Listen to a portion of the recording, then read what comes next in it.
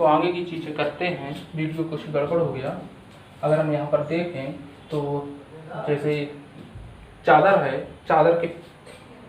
Plus charge इधर है तो विद्युत क्षेत्र की तीव्रता दूर की ओर, प्लस चार्ज इधर है तो विद्युत क्षेत्र की तीव्रता दूर की ओर, तो दोनों तरफ विद्युत क्षेत्र की तीव्रता दूर की ओर कर ली। लेकिन जो बेलन था हमारा कुछ इस तरीके से, यहाँ पर ए वेक्टर ऊपर था,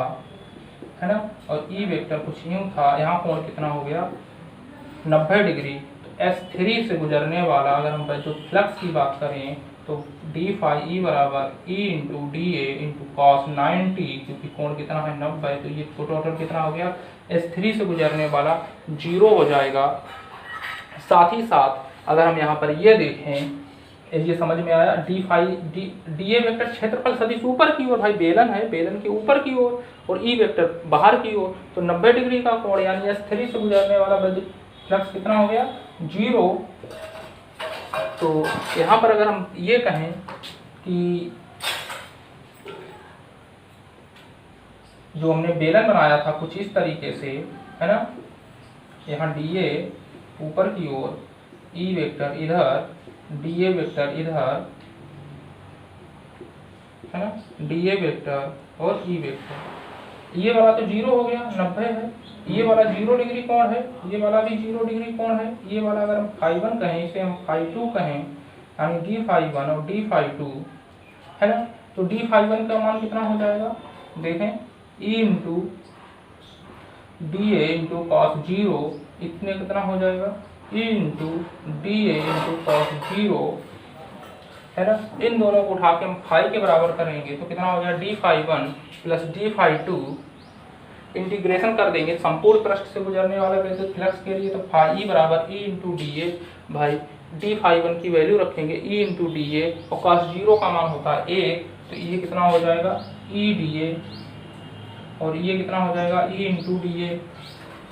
इतने की value E into D A, इतने की value E into D A, तो टोटल कितना हो गया ई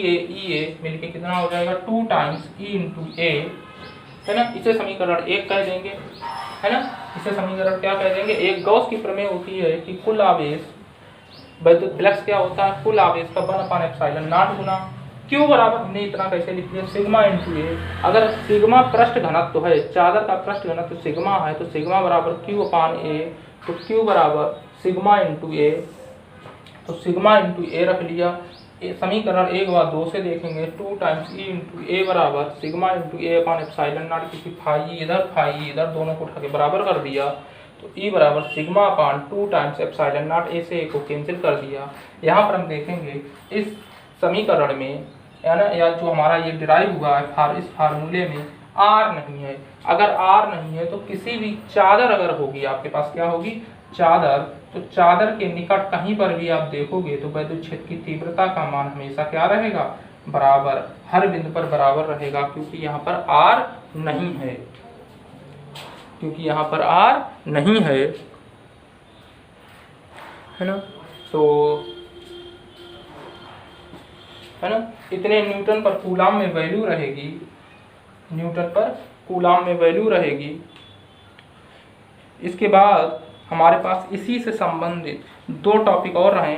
इसी से संबंधित प्लेट से ही संबंधित है। एक बार एक प्लेट ली जाएगी, एक बार 2 अलग अलग प्लेटें ली जाएंगी, तो उससे संबंधित क्वेश्चन को करने के लिए आप पहले इन